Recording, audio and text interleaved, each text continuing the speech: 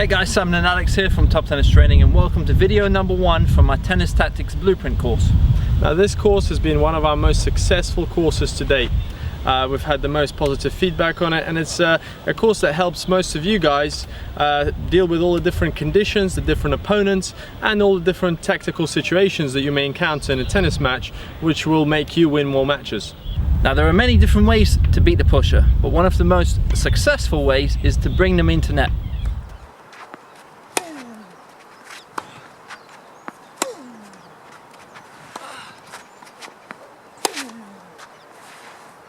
That's a great way of using that shot. I brought him in forward and then I moved the ball back, made it go deep and made him move out of position to hit that ball. Now obviously a pusher, a player who's used to playing deep behind the baseline, they want to keep the rallies long, they're not going to want to come forward. Usually they don't have the best volleys because they spend most of their time playing from the back. You're getting them into a position where they don't necessarily like to be in. They're not there very often, so the likelihood is you can either make them miss on the volley or you can pass them if their approach shot isn't good enough.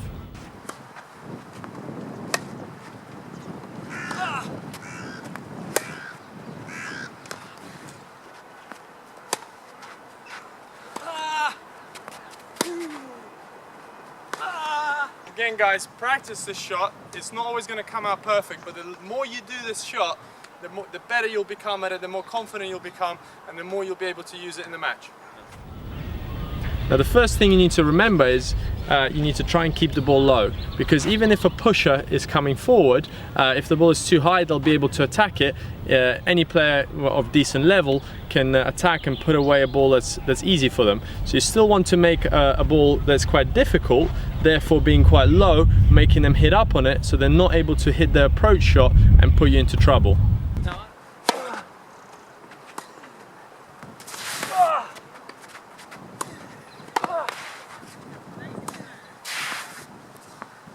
Now Alex has played 5 Grand Slams and he's played hundreds of matches on the ATP Tour, and he's encountered tons of pushers along the way. So in your experience, Alex, what is some of the main things that pushers don't like? So the pusher doesn't like... Hi guys, Simon and Alex here from Top Tennis Training, and welcome to video number 2 from my Tennis Tactics Blueprint course, where we're going to teach you how to deal with a player who's slicing the ball, who's hitting the ball quite short, and what can you do from that situation. So it's exactly the kind of tactic that we taught you in video number 1, where you bring someone forward with the slice by keeping the ball low. But now we want to know, what do we do when someone does it against us? We might not necessarily be a pusher ourselves, but someone who has a great slice, someone like Roger Federer, for example, uses it a lot on the return, uses it a lot in the rally. It's a great way to mix up pace and tempo. So if a player is like that and they have a great slice and keeping the ball low, you need to know exactly what to do in that situation.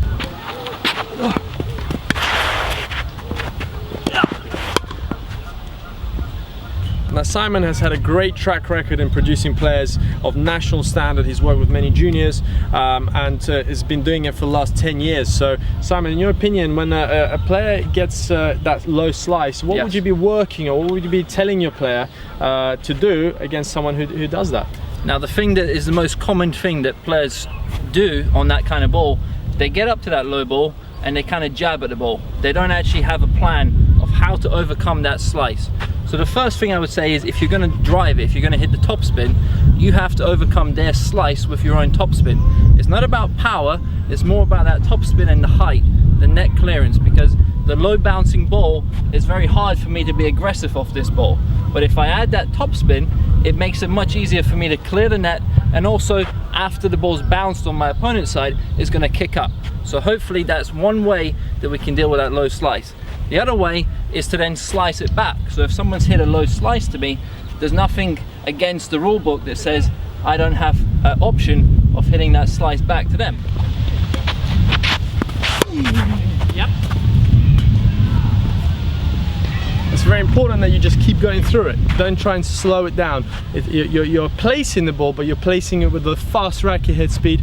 The control will come from the topspin, from the bite that you'll get on the strings. It almost like, I remember playing table tennis, and if any of you ever play table tennis, when someone really spins that ball against you and you just come to the ball with just a flat racket face, the ball kind of just drops off because it bites the string and it comes off. So when someone slices it against you, you don't want to just touch it, you actually have to overcome it, as Simon said, with that extra topspin, and that I think requires a lot of fast racket head speed. So we just say you're focusing on racket head speed. Racket head speed, brushing the back of the ball. So it's more brushing rather than power. So you're not going for that, for the drive through. You're using more the wrist and the forearm. It's more like the smaller segments, the ones that you would use for precision. It's more of a precision shot. Now we talked about the slice. Yes. Where would you be aiming that slice when you're hitting it? It depends on the situation. So if they've hit that short slice, I might hit it cross-court angle. I might go down the line depending on how wide the ball is. And if it's on the baseline, I might go cross-court the majority of the time because I'm going over the lowest part of the net and I have the most space to miss by. So that cross-court slice works wonders against those type of players. Now if it's a little bit shorter, there's many variations that we can do from this type of shot. So now if your opponent has hit that low slice quite short, Alex, and I'm around here, where should I be aiming this type of shot? Well, just as you said, you can either go cross court, you can go down the line, or you can go deep cross court. So either chip, line, or a deep cross.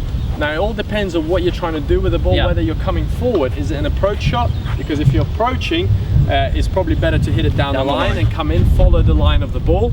If you could also chip it cross court, and again it will require a little bit of touch, but if you can get the ball wide enough, it's going to be a lot tougher for that player to pass you if you cut in inside to the right side of the court. Now if you're approaching, I wouldn't necessarily go just generally cross court. With a slice, the ball doesn't travel very fast. If you didn't quite get it high, like low enough, and the ball has bounced up, they will be able to pass you down the line. And because you'll have this frantic panic to try and cover that side, if they do go cross, you won't be able to cover that one. So you leave yourself very vulnerable in that situation. Whereas if you go line, you can sometimes even use a little bit of that side spin to make the ball actually bounce and then curve out, and it makes it even more difficult for the player to pass you. You are going to the forehand side though, so if you go to the forehand side, you have to make sure that the slice is not floaty. So what do we mean by floaty slice? If I hit the ball and the ball comes up off my strings and it takes a long time to reach my opponent, it bounces and it sits up, it's a floaty slice. You don't want to hit that one. What you want to do is you want it to cut. You want to bite that slice, so the ball is traveling fast through the air, it's traveling low over the net, and the bounce is very low. It doesn't give your opponent a lot of time to react because you don't want it to be a slow shot, because from that shot they'll be able to pass you. You want to be the one in control of that shot, and if you can hit that shot well, it creates a lot of problems for your opponent.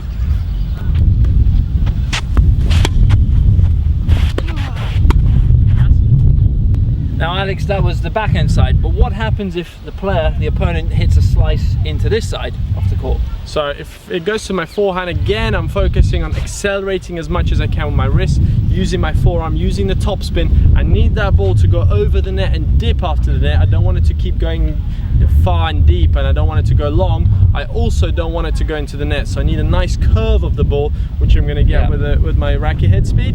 And usually I'd either go cross court, so cross court would be the natural shot because you're coming forward. It's kind of easier to wrap around the ball when the ball is low than to actually go down a line. So if I do go down a line, it would be more of like a guiding shot, where almost like an approach shot. It could be almost like a push shot, which you're coming forward and asking the question, you know, can you pass me? It wouldn't necessarily be, you know, like a really hard fast shot, and you know, the spin becomes also quite difficult because you're going over the high part of the net. So you have to choose it well. Some players can, like if you have enough racket head speed, especially some doubles players, when you're playing in a doubles scenario, if you just try and whip a lot of topspin but not enough power behind it, the net player can close the ball down because the ball's coming up and it travels quite slow through the air. So you're going to have to give a little bit of power, and it does take practice. So some players can also hit the down the line, but I'd say it's a more difficult shot to master. Riskier. You know,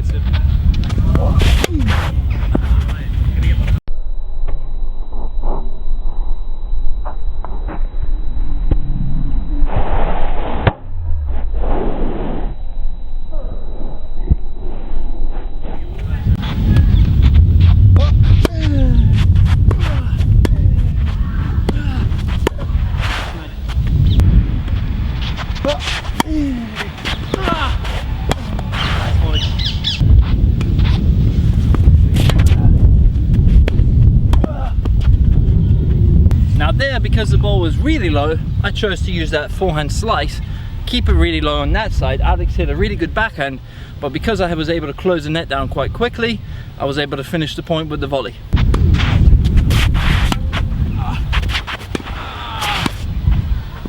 And then once again, because it was coming into my body, I was able to then cut inside the ball and make it curve away from Alex, and it gave me that the open court for the easy volley. Thank you guys for watching. That was video number 2 from our tactics blueprint course. This was the video on how to deal with a player who slices a lot, a player who chips it, brings you forward. Also share this video with anybody who struggles with those low balls, or someone who is a slicer. Now you know how to beat that type of player.